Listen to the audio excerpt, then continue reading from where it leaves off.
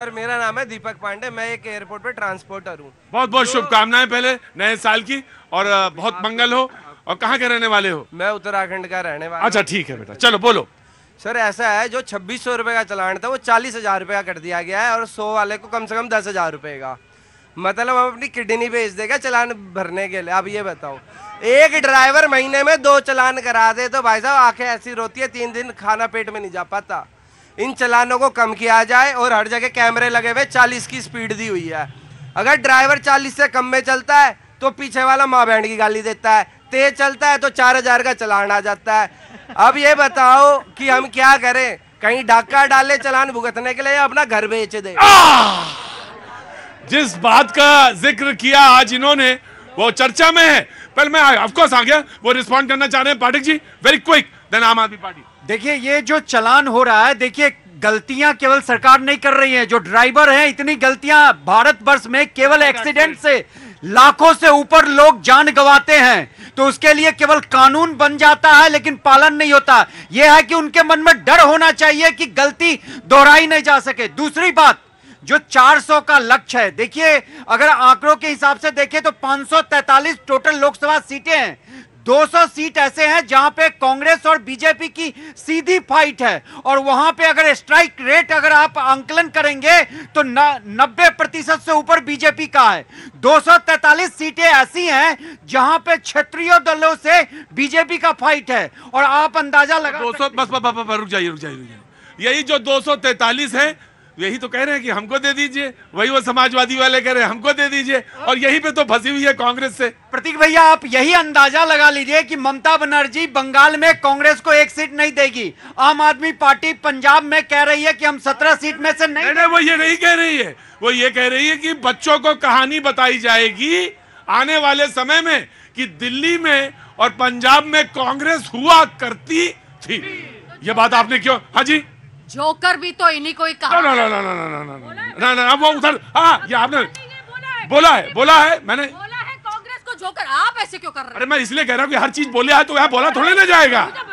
ना मालूम है जनता को मालूम है, मैंने कह दिया। यही तो इंडिया अलायंस है। इनको देखना चाहिए कि इनके साथ खड़े हैं, जो इनके पीठ पे चूरा भोंक रहे हैं वही लोग इनके लिए खड़े होकर आरती उतार रहे हैं। तो ये इनसे पूछना चाहिए कि कौन सा गठबंधन की वेट कर रहे हैं। वैसे तो ये कह रहे हैं कि ये जो है आपकी बी टीम है, और हम भी यही कह रहे हैं कि आप दोनों बी टीम हैं। राइट जी। प्रतीक जी, पहले तो मैं आपके माध्यम से आपको और सारी जनता को नववर्ष की शुभकामनाएं देता हूं। बहुत बहुत शुभकामनाएं साहब, आपको भी धन्यवाद। दूसरा, 2024 हमारे देश के लिए बहुत इंपॉर्टेंट साल है। राम मंदिर के उद्घाटन के बाद मैं उम्मीद यह करता हूं कि राम राज्य की कल्पना होनी चाहिए इस देश के अंदर। राम राज्य के अंदर भाईचारा था। राम राज्य के अंदर कोई अगर अपराध होता था तो अपराधी की सजा होती थी। आज इस देश ने 2023 में जो कुछ देखा है, जिस तरीके से महिला पहलवानों के साथ जाती हुई, जिस तरीके से किसानों के साथ जाती हुई, जिस तरीके से रेपिस्ट को बचाने की राजनीति हुई, मेरे को कोई उम्मीद नहीं है राम मंदिर के उद्घाटन के बाद अगर राम राज्य कोई दे सकता है तो वो इंडिया अलायंस दे सकती है। और आज जो भी डिमांड, जो भी बातें आज रखी जा रही हैं, वो देश की आवाज है, वो देश की आवाज है। और वो क्यों आवाज है? क्योंकि भारतीय जनता पार्टी उन 10 साल की राजनीति को, 10 साल का जो राज है उससे भाग रही है। आपने जो गलत काम किए हैं उसका अब हिसाब देना। जो आपने 10 साल में काम किए हैं उसका आप जवाब दिया। आपको कुछ कहना था पाठक जी, वेरी क्विक। मैं ये बोल रहा था कि ये बोल रहे थे कि आम आदमी पार्टी दिल्ली में किसके सहयोग से सरकार बनाई थी? बी टीम कौन थी यहाँ पे? पहली बार सत्ता में अरविंद केजरीवाल को किसने बैठाया, किसके सहयोग से? दूसरी बात, ये बात कर रहे थे राम राज्य की और दिल्ली में दंगा हुआ, याद है ना 2020 का दंगा, और अरविंद केजरीवाल जी सर्टिफिकेट दे रहे थे कि नहीं ये तो बहुत अच्छा आदमी है, ये ताहिर हुसैन की बात याद है? मैं बताना चाहता हूं, एक तो मैं रिस्पॉन्ड ये भारतीय जनता पार्टी का ये बहुत टेम्परेरी खुशी का मौका है। ये हमेशा चुनाव चाहते हैं धर्म पे चुनाव नहीं होगा, मुद्दों पे चुनाव होगा, बेरोजगारी पे चुनाव होगा, लॉ एंड ऑर्डर पे चुनाव होगा। और राम राज्य को स्थापित करने के लिए एक ऐसी सत्ता चाहिए जो न्याय करे। जी, चुनाव आपको पता चल गया किस पर होगा? चुनाव होगा नीति पे, नियत पर, नेतृत्व में। इनको क्या पता नीति, नियत, नेतृत्व? ये तो इंडिया गठबंधन का ही नेतृत्व नहीं कर पा रहे, अपनी गठबंधन का नेतृत्व नहीं कर पा रहे। अरे मोदी जी को तो गुजरात से वो इतने 23 सालों से चलते हुए आ रहे हैं, अपना नीति, नियत और नेतृत्व करते आज गुजरात जो है वो जीडीपी में सबसे ज्यादा इस वर्ल्ड में सबसे ज्यादा विश्व में देने की सामर्थ्य रखती है। तो ये लोग बात करने वाले, डेमोक्रेसी को साथ में रखने वाले अयोध्या को ये समझाएंगे? आप अयोध्या समझा पाएंगे? बिल्कुल। हाँ? जी, देश सब कुछ समझ में आ रहा है। ये लोग चुनावी मुद्दा बनाना चाहते हैं और ये घमंड है। अब इनका घमंड जो है इस लेवल पे पहुंच गया है कि ये लोग अहंकार से भरे हुए हैं। घमंड, अहंकार। प्रतीक जी, ये देश गांधी के राम राज्य से चलेगा। और मैं कहना चाहती हूँ कि जब ये कहते हैं ना नेतृत्व, कैसा नेतृत्व? आपने संसद में 146 के करीब सांसदों को सस्पेंड करके आपने ये काले कानून पास कर दिए। इससे पहले भी इन्होंने काले कृषि कानून पास किए। राइट। गांधी जी के राम राज्य से चलेगा।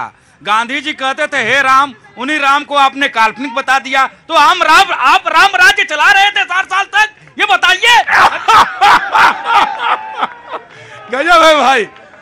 गांधी जी ने कहा हे राम और आपने कहा वो राम काल्पनिक है, तो कैसे चलेगा गांधी जी के राम? तो ये गांधी जी के नाम पे नहीं चला रहे थे, ये उनके नाम पे चला रहे थे जिन्होंने गुरु गोविंद सिंह जी के परिवार को सरतन से जुदा कर दिया। इन्होंने हमें ये तो पढ़ाया कि नाथूराम गोडसे ने महात्मा गांधी को मारा, लेकिन इन्होंने हमें ये नहीं पढ़ाया कि गुरु गोविंद सिंह जी को मुगल आतताइयों ने मारा। कभी नहीं पढ़ाया देशवासियों। ये कांग्रेस का काला चेहरा। इनका काम है गरमा देना। नहीं, इतना चिल्ला के ये इस देश की आवाज को बंद नहीं कर सकते। 35% वोट लेकर देश में मोदी जी ने शासन कर रहे हैं, लेकिन आज अब जनता समझ गई है। आज काले कृषि कानून के तहत जब सारे किसान कैसे वोट देंगे आप बताइए? आप अग्निवीर लाकर सैनिक कैसे वोट देंगे बताइए? कैसे आ सकते हैं ये सरकार में?